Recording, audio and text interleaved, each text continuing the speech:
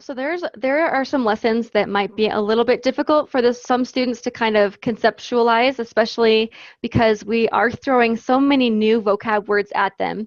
One of them I'm thinking of is the one where they have to talk about the way things taste, and it actually has the tongue and all the different ways that things can taste.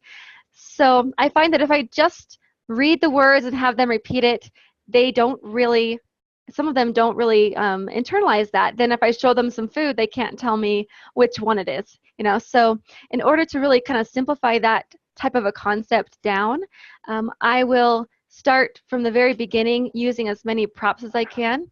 Let's see if I have, oh, yeah, so I've got some props where I can just hold them up, and I just continually repeat the same words. So it'd be, you know, delicious, for example. So I might say, delicious, delicious, it's delicious. And then I have the student, you know, do some TPR with me and say, delicious.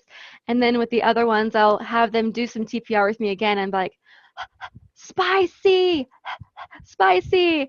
And so I think TPR in those situations is essential for really getting them to conceptualize it. And then there's other situations in level 3 that are more grammar related that are hard to conceptualize. So for example, the plurals, and I'm showing them how you add ES or you add IES, that kind of thing. I think it's helpful to have them work with you on one of them.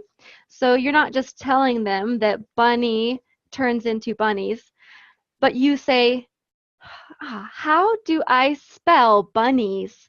And then they kind of help you out with it, and you say, how do you spell? Oh, goodbye, Y. And I do the goodbye, Y. And then, what letters do I need? And they start to tell me what they are. They have to look back at the lesson to kind of find the answer. Oh, bunnies. And really just trying to get them to walk through it with me slowly. Those are the ways that I kind of simplify the concepts down in case they are struggling to understand them.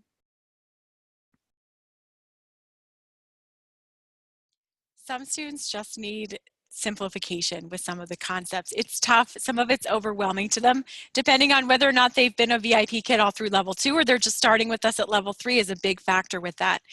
So, you know, the one lesson in level 3 unit 5, we're teaching same and different. And so if that student is struggling with those sentence patterns, you know, are the apples the same? Yes, the apples are the same.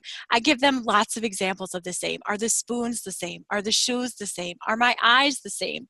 And just practice what is there on the screen. You know, underlining, showing them this is what we're reading, this is what we're working on, and supporting them as needed. Again, I find using the chat box to support them is really, really helpful. If they're struggling with that sentence and I type it out, and then we go to the next slide and they have to use that sentence again, it is there for them. It supports them. It's the structure they need. It gives them the confidence to try. And so that's kind of how I like to support my struggling students. Some of them need to repeat if they're really struggling with the content. You know, they might have to repeat phrase by phrase until they can say it, but, you know, just giving them the extra support, the extra practice, the repetition really seems to help them.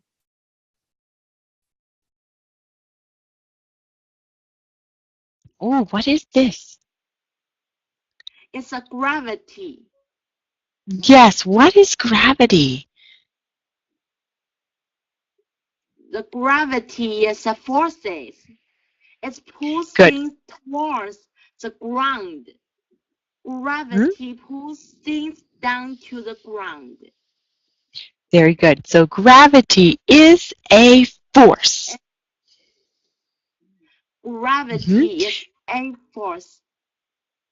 Very good. Why does the apple fall?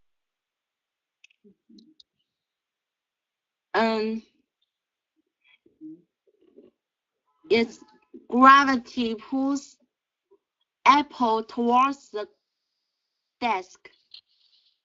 Good. Toward the desk. Good, Jay. Wonderful. Gravity pulls the apple towards the desk. Towards the desk. Very good.